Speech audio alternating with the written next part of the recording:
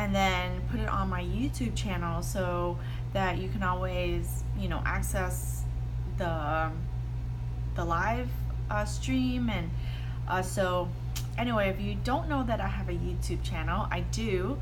And my son likes to make fun of the fact that I only have like 2 subscribers.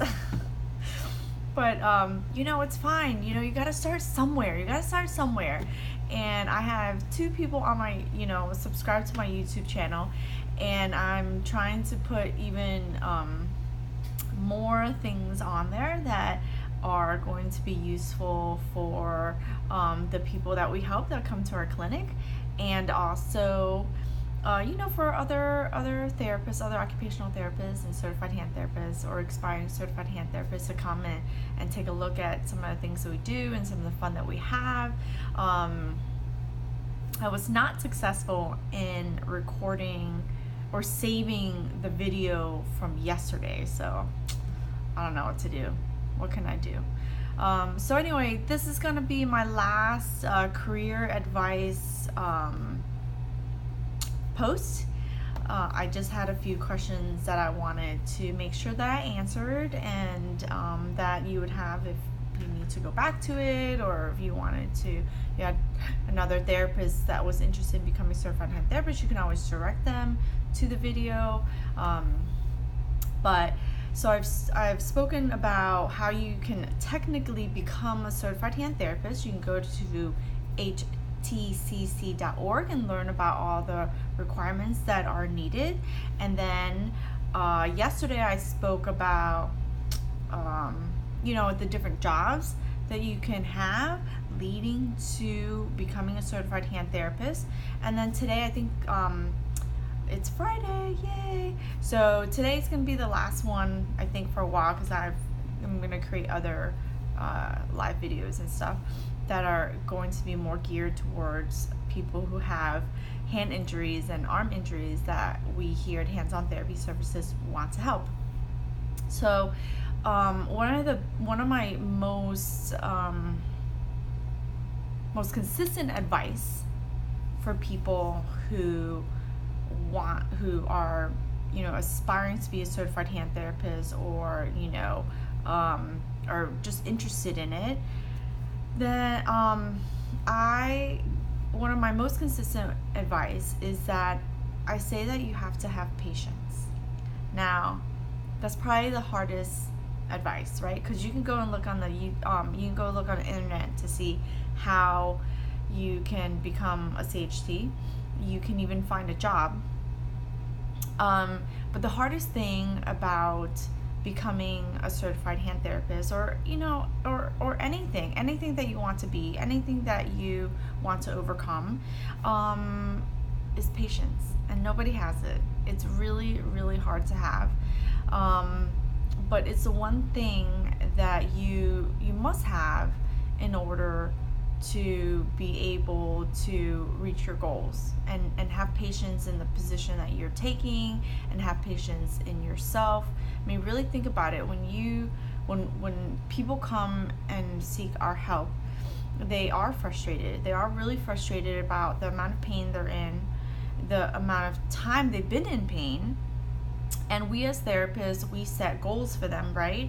We talk to them about they might not know, but we call it short-term goals. We set little goals, our short-term goals. We set little goals for ourselves or for them, and then we set long-term goals for them, like something that's a little bit further away, but you set all these little itty-bitty goals that's going to get them to achieve what they want, which is to live pain-free, to be active, to avoid surgery, pills, injections, or surgery. If they come to us with surgery already, that's even a little bit more difficult, right? Because there's a certain protocol for just about everything.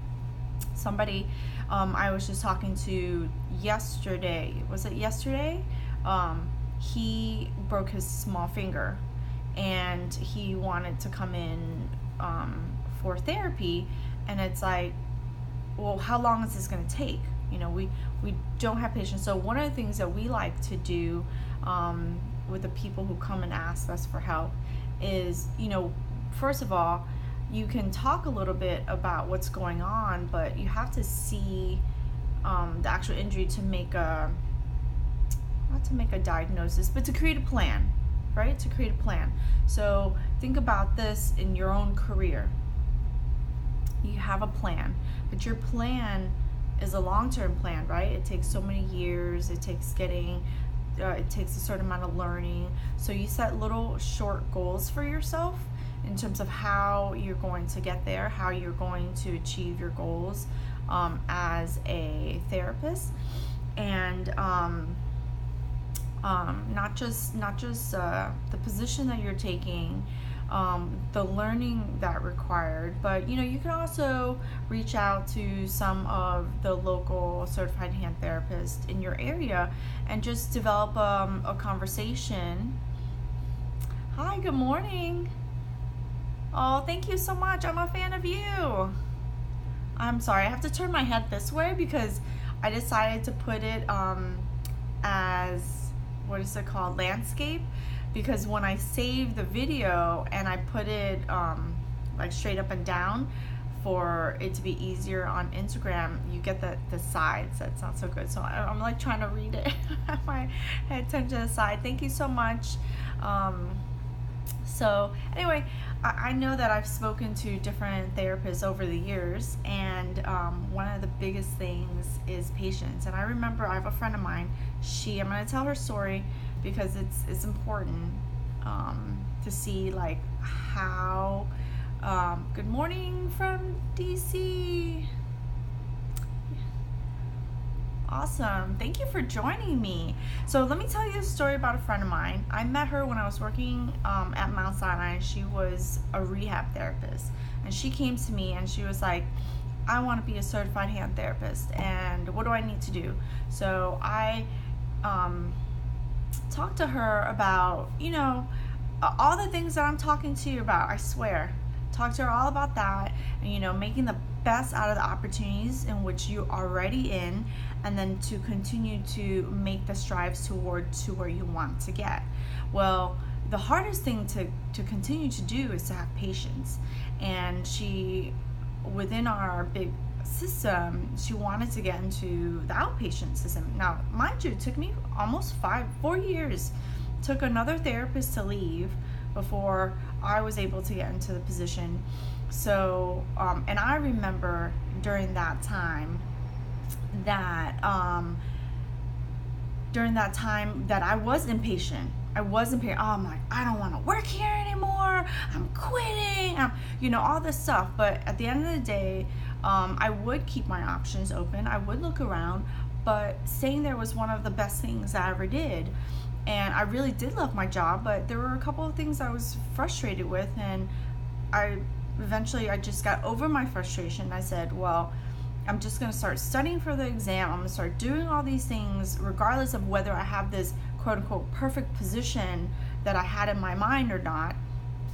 And I stayed and I got the position. Well, she was in the position and she was at a point of real frustration as well, and she quit. And she quit and took a job that took her so far away from her goal that within a year or 2 years, she was so frustrated that she just outright quit her job. She quit her job and had no job. So she, at that time, decided to reach out to me, and I had already left and was working somewhere else, so I mentored her. I had her come volunteer with me. I mean, I wasn't the boss at that time, couldn't just give her a job willy-nilly, but the only thing I could do was mentor her. She came and volunteered. She started to study. I was there to answer her questions, and slowly but surely she was able to get positions. Like, they weren't full-time positions, but they were per diem positions. And you know what, people tell me, oh my god, I drive so far. This woman drove far, for the position that she wanted. So, but it was all to getting her towards her goal. And she not only volunteered, but she reached out to other people in the community to let them know of her interest, and she was finally taking all the steps that she needed to take to get her to reach her goals. And I know that one of the things that she didn't have back then was patience to wait for a position, or you're not just not just like wait for a position, but like take the steps that you need to take to get the position you want. So quote unquote the second time around, I really spoke about it. I was like, you have to have patience, and you have to set these little goals and give yourself patience. Give yourself a little bit of slack. Don't be so hard on yourself, as long as you're doing the work that you need to do to get you to your goal. And sure enough, but within a year, she had different jobs lined up, where she was working really regularly, and then she took her test and passed, and then now she's a certified hand therapist. So you really got to make the best of what you're doing, and you really have to have these little small goals towards working to that bigger goal of yours. This is what is it? I didn't make this up. This is a marathon, because this is your career that you're building. It's not a sprint. All right. Hi, you're going to be taking the CHT exam next year. Awesome. It's great. It's hard, but study, and you're going to do just great. I think at the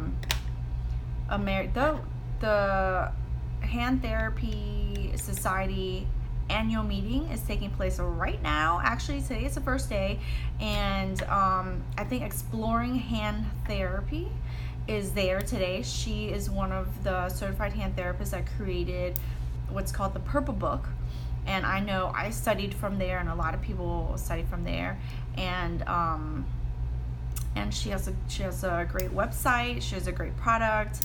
And if you have a chance, go take a look at her stuff. Exploring Hand Therapy, I believe. Susan Weiss is her name. So, but please have a little bit of patience. And so with that, I'm going to read you this from Seth Godin. I follow his stuff. I've been reading some of his things, and I thought that this was perfect for today's cast. Distance to the top. It's tempting to enter a field where mastery is assured, where you have a good shot of being as good as everyone else. It turns out, though, that the most exciting and productive fields are those where there's a huge gap between those that are perceived to be the best and everyone else. The wider the gap, the more it's worth to pushing towards it.